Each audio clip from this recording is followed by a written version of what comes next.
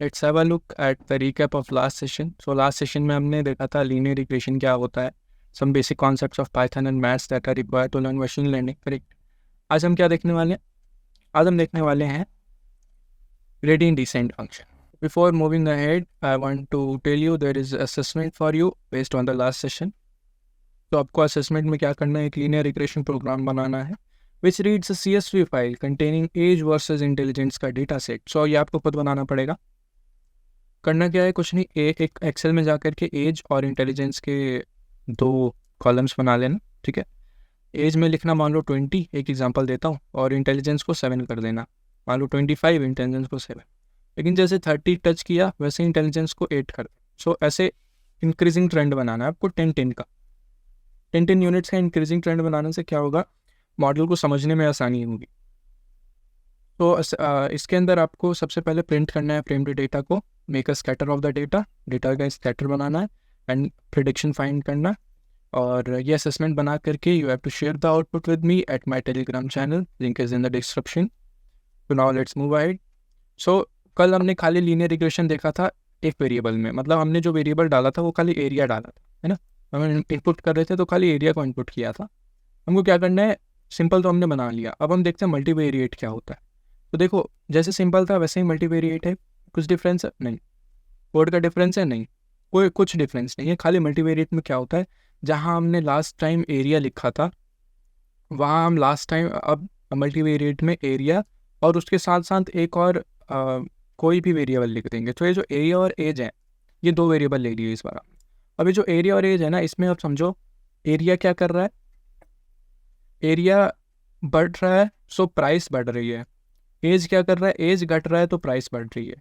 अब इन ट्रेंड को विजुअलाइज करके लीनियर मॉडल काम करेगा। सो आपको इसके अंदर कोई एक्स्ट्रा चेंज नहीं करना है, बस आपको रीड करना है पहले जैसे नॉर्मल करना है, बस DF जो DF और यहाँ पे हमने जो फिट किया था ना मॉडल को, DF फिर यहाँ पे 2 लगाए थे, फिर यहाँ पे एरिया लिखा था, बस इसके साथ एरिया में यहाँ पे एज लिखना है आपको, यानी कि इसको बताना है कि ये दोनों क्या है, इंडिपेंडेंट वेरिएबल है, ठीक है। और डिपेंडेंट में तो प्राइस है ही। तो आगे बढ़ते हैं हम ग्रेडियंट डिसेंट फंक्शन में। देखो इसको डीप में समझना, मतलब मैं ये नहीं कहूँगा कि टाइम वेस्ट है, लेकिन इसको डीप में समझने में काफ़ी सारी मैथ्स की ज़रूरत है। और इसका जो काम पड़ता है ना, उसमें हमको खाली वो फंक्शन ऑलरेडी सेव होगा, हमको फंक्शन को उठाना है, उससे उसको खाली देखना है कि ये मतलब एक चीज़ समझो ना, आपके पास एक बॉक्स है, आपने बॉक्स में से एक टूल निकाला, टूल से काम किया, फिर उसको वापस रख दिया। This is what gradient descent function is. But ठीक है, मैं आपको एक आइडिया बताता हूँ कि इसके पीछे आइडियोलॉजी क्या थी इसको बनाने के, या इसको आई मीन डिस्कवर करने का। सो ग्रेडियंट डिसेंट फंक्शन होता क्या है, जैसे मान लो हमारे पास x की कुछ वैल्यूज़ थी, है ना, और y की कुछ वैल्यूज़ थी। तो ये x की वैल्यू और y की वैल्यू किस एक्सप्रेशन से निकाली गई है, उस एक्सप्रेशन को निकालने के लिए हम ग्रेडियंट डिसेंट फंक्शन का यूज़ करते हैं, ठीक है, इतना समझो। उसके बाद देखो क्या है, जैसे मान लो हमारे पास ये कुछ पॉइंट्स है लीनियर रिग्रेशन में, हमारे पास ऐसे कुछ करके पॉइंट्स हैं, यहाँ से बीच से एक लाइन निकल रही थी, that was most accurate to that point, है ना। फिर हम इस पॉइंट से यहाँ तक का एक एरर निकालते थे, फिर यहाँ से यहाँ तक एरर निकालते थे, सारे एरर को सम करते थे, उसके बाद हमारे पास एक मीन एरर आ जाता था। वही काम हमको यहाँ पे करना है। लेकिन अब देखो ये लाइन यहीं से क्यों गई, ये लाइन इसी जगह से क्यों गई, ये लाइन यहाँ से जा सकती थी तब भी तो इन पॉइंट्स के क्लोज थी, ये लाइन यहाँ से जा सकती थी तब भी तो इन पॉइंट्स के क्लोज थी। सो एक परफेक्ट लाइन निकालने के लिए वी यूज ग्रेडियंट फंक्शन, ठीक है। सो हम कोड के अंदर क्या करेंगे, देखो बेसिकली आपको कोड क्या करना है, डायरेक्ट कॉपी कर देना है। कोड में आप कुछ समझने की चीज़ नहीं, बस खाली मैथ्स है, वही मैथ्स में समझाता हूँ आपको। देखो आपके पास क्या रहेगा, आपके पास ये ग्राफ रहेगा इस टाइप का, आपके पास ऐसा एक ग्राफ रहेगा, ठीक है। ये एक बाउल होगा, बाउल मतलब समझते हो ना, बाउल, ठीक है। यहाँ से एक बाउल होगा ऐसे इस टाइप का, ऐसे जैसे शीट रख दी हो ऐसे करके किसी ने, ऐसे कैसे ऐसे, हाँ ठीक है, ऐसे करके शीट रख दी हो। ये एक्सेस होगा m का, ये एक्सेस होगा b का, और ये एक्सेस होगा पोस्ट फंक्शन का, ठीक है। MSE mean square error, post function को ही मीन स्क्वायर एरर बोलते हैं, ठीक है ना। अब हमको क्या करना है, इस पॉइंट से स्टार्ट करना है एंड मेरे को इसकी सबसे लोएस्ट पॉइंट पे जाना है, यानी कि मिनिमा पे जाना है। तो मिनिमा क्या है कि वो इतना लोएस्ट पॉइंट है कि उस लोएस्ट पॉइंट के बाद जो फंक्शन है वो ऊपर बढ़ना चालू हो जाता है, ठीक है ना। तो हमको इस लोएस्ट पॉइंट के ऊपर जाना है। तो हमको यहाँ से स्टार्ट करना है, यानी कि 0 से स्टार्ट करना है, एंड स्टार्ट करते करते हमको यहाँ पे जाना है। लेकिन इसके लिए ना हमको क्या करना पड़ेगा, हमको पता नहीं है कि हमको किस पाथ में मूव करना है। तो हम क्या करेंगे, छोटे छोटे स्टेप्स लेंगे। मान लो मैंने 50 स्टेप्स लिए यहाँ पे, सो एक स्टेप में मैं यहाँ आया, फिर एक स्टेप में यहाँ आया, फिर एक स्टेप में यहाँ आया, ऐसे करते करते मैं यहाँ पे आ गया। लेकिन एक्यूरेसी देख रहे हो, डायरेक्शन का कुछ और है, बट हम ऐसे ही रहे लेकिन डायरेक्शन कुछ और है। अब मैंने वही स्टेप्स अगर 1000 कर दिए, 1000 स्टेप्स करने से क्या होगा, ये एकदम स्ट्रेट पाथ पे चलने लगेगा। एंड जब मैं इसको लर्निंग रेट बता दूंगा, कि स्टेप्स तो इतने हैं लेकिन बढ़ना कितना है, उसको कहते हैं लर्निंग रेट। लर्निंग रेट बता करके ये उतना ही बढ़ेगा जो उसको उसके पाथ पे रखे। समझ में आ गया लर्निंग रेट? ये छोटी छोटी सी चीज़ें थी जो समझने की चीज़ थी। एक एम करेंट और बी करेंट है। एम मतलब क्या है, स्लोप, बी मतलब क्या है, स्लोप। एंड एम करेंट क्या है, जो यहाँ पे स्लोप है, एंड बी करेंट क्या है, जो यहाँ पे स्लोप है, दो लाइन का। ठीक है, नाउ अब हम डायरेक्ट से कोड के ऊपर मूव करते हैं एंड देन उसको समझना है, क्योंकि कोड को रन करने के बाद क्या हो रहा है उसको समझना ज़रूरी है, ना कि कोड लिखना कैसे है वो समझना। ठीक है, क्योंकि ग्रेडियंट फंक्शन का जहाँ भी काम पड़ता है ना, हम उस सेम कोड को चिपका सकते हैं। एग्जाम्पल्स और प्रोजेक्ट्स में बताओ बात की। ठीक है, अभी हम डायरेक्ट कोड पे चलते हैं। तो देखो कोड क्या है। कोड है हमारे पास कुछ इस टाइप का। इसके अंदर मैंने क्या क्या किया है मैं वो बताता हूँ अभी आपको। ठीक है, देखो सबसे पहले मैंने numpy को इंपोर्ट किया है। सो numpy क्या करते थे हम लोग, numpy से एरेज और नंबर्स से खेलते थे। सो एरे मैंने यहाँ पे बनाया है। तो मैंने x की वैल्यू ली है, y की वैल्यू ली है। देखो x की वैल्यू ये 5 है, y की वैल्यू ये 5 है। एंड हमको क्या निकालना था, एक्सप्रेशन जिससे ये x और y की वैल्यू आई है। इसीलिए हमको x और y की वैल्यू गिवन है, नाउ हमको एक्सप्रेशन निकालना है। ठीक है, ओके। नाउ हमने एक फंक्शन बनाया है def gradient descent x, y are the parameters, जो कि हम यहाँ पे डालेंगे। सो देखो यहाँ पे x, y डाला हुआ है।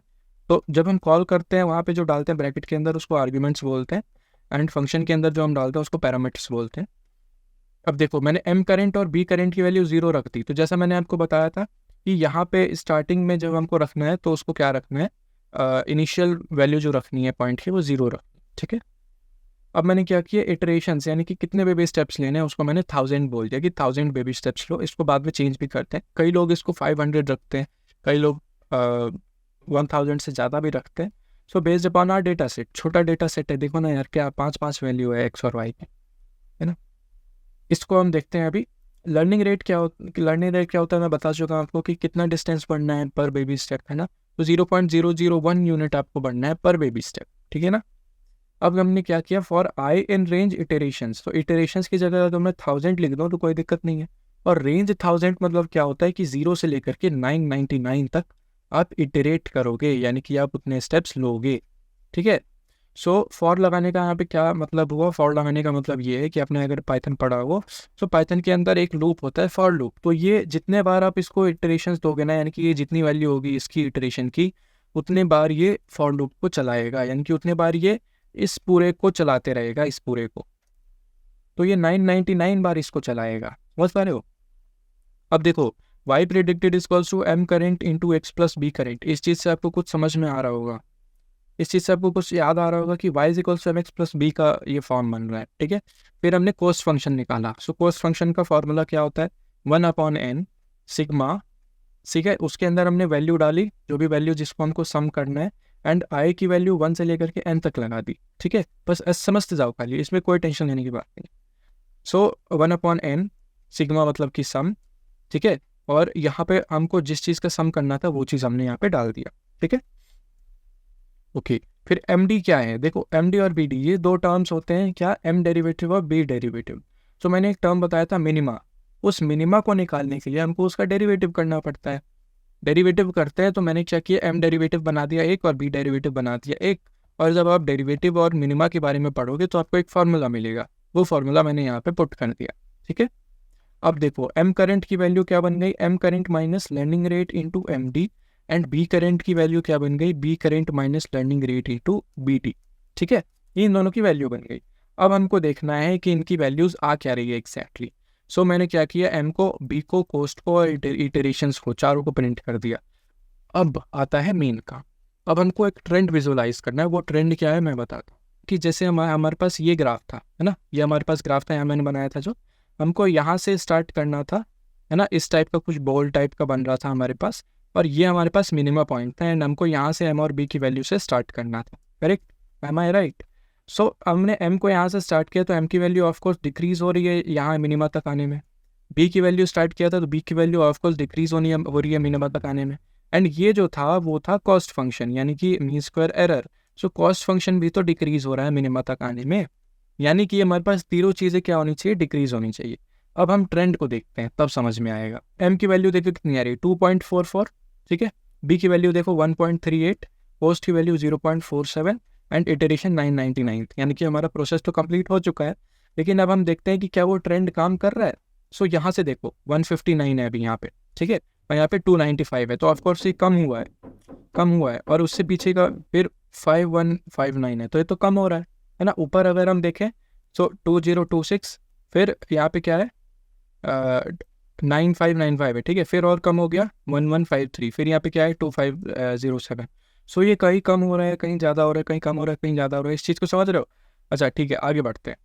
6217 है, फिर 9847 हो गया। अच्छा ऊपर देखते हैं 8596, ठीक है, फिर 5307, तो कम भी हो रहा है, बढ़ भी रहा है, कम भी हो रही है, चलो ठीक है। कॉस्ट को देखते हैं 678514, ठीक है, 155, फिर यहाँ पे क्या है 3155 है, फिर 92881 है। सो 3 है और 2 है, यानी कि कॉस्ट तो अपना कम होते हुए आ रहा है। बी और एम की वैल्यू हमारी थोड़ी सी बढ़ घट रही है with the number of iterations. So trend कहीं ना कहीं हमारा फॉलो हो रहा है, ठीक है। अब हम क्या करेंगे, लर्निंग रेट को थोड़ा सा कम करके देखेंगे, क्योंकि कई बार क्या होता है हमारा कम लर्निंग रेट पे ही आंसर एक्यूरेट आना चाहिए होता है, लेकिन हम लर्निंग रेट को ज़्यादा रख देते हैं। तो लर्निंग रेट को हमको अपने हिसाब से कंट्रोल करना है ताकि हम देख पाएँ कि कौन सा लर्निंग रेट इज़ बेटर, ठीक है ना। अब इसको मैं रन करता हूँ। देखो इटरेशन पूरे कंप्लीट हो गए सारे, ठीक है। m की वैल्यू देखो, m की value 8700 sorry 87,155 and 82,893। So this is decreasing. 84,183 and 45,527, this is decreasing. So cost को देखते हैं 37,189 and 33,153, very good. And iterations तो हमारे 99 कंप्लीट हो चुके हैं। सो जो हमारा ट्रेंड अभी मैंने बताया कर्व वाला, वो हमारा ट्रेंड जो है वो फॉलो हो रहा है। इसका मतलब क्या है कि हमारा ये जो प्रोग्राम है वो अच्छे से ट्रेन हो चुका है एंड हमारे जो लर्निंग रेट है वो 0.01 होगी, तो ये बहुत अच्छे से प्रोग्राम हो जाएगा, ठीक है। So this was gradient descent function. मेरे को मतलब लगता है कि समझ अच्छे से नहीं आया होगा, क्योंकि ये एकदम से नहीं हो जाता है, क्योंकि लीनियर रिग्रेशन के बाद हम डायरेक्ट इतना बड़ा प्रोग्राम करते हैं। सो ये थोड़ा सा अजीब हो जाता है, लेकिन इसका काम क्या होगा ना मैं बाद में समझा दूंगा। अभी आपको बस ग्रेडियंट डिसेंट को अच्छे से समझ लेना है, बहुत प्यार से इसको समझ लेना है। इसका आगे चलने वाले समय में काम तो पड़ेगा ही ऑफकोर्स, लेकिन डीप लर्निंग में इसका काम कुछ पड़ता है। एंड मशीन लर्निंग में हम प्रोजेक्ट्स बनाएंगे तो ग्रेडियंट डिसेंट का काम लेकर के ही बनाएंगे। एंड मैं कोड पे ना एक अलग से एक्सप्लेनेशन वीडियो बता दूंगा कि कोड बनाते कैसे हैं, मतलब इस चीज़ का कोड मैंने बनाया कैसे, उस चीज़ के लिए अलग से एक्सप्लेनेशन वीडियो बता दूंगा, ठीक है। फिलहाल ग्रेडियंट डिसेंट फंक्शन में इतना ही था समझने के लिए। एंड इस फंक्शन से हम अपना खुद का मॉडल ट्रेन किया, हमने देख लो, हमने अपना खुद का मॉडल ट्रेन किया, ठीक है ना। So this was all. Next के अंदर हम लोग कुछ ट्रिक्स देखेंगे कि हमने जो अभी मॉडल अपना ट्रेन किया उसको सेव कैसे कर सकते हैं, ताकि नेक्स्ट टाइम जब हम अपने मॉडल को यूज़ करना हो तो हमको डायरेक्ट मॉडल को इंपोर्ट करके यूज़ कर लें, इतना सारा काम ना करें, ठीक है। इसीलिए मैं कह रहा था कि इस कोड का कुछ फ़ायदा नहीं है, हम इसको सेव कर देंगे बाद में। उसके बाद से हम देखेंगे कि हम कितने टाइप से उसको ट्रेन, टेस्ट और स्प्लिट कर सकते हैं, मतलब कि हम 80% ऑफ द डेटा को ट्रेन करवा दें, फिर 20% ऑफ द डेटा को हम उससे टेस्ट करवा दें, तो इसको ट्रेन टेस्ट स्प्लिटिंग बोलते हैं, ठीक है। उसके बाद से हम लॉजिस्टिक रिग्रेशन देखेंगे। उसके बाद हम बड़े बड़े प्रोजेक्ट्स हम देखेंगे कि डिसीजन ट्री, हमारा जो मॉडल है वो खुद से डिसीजन कैसे ले सकता है। जैसे उसको एक ब्रांच से दूसरे ब्रांच में जाना हो तो वो उस ब्रांच से दूसरे ब्रांच में कैसे शिफ्ट हो सकता है, this is called decision tree. So this was all for today, and check out the reel today.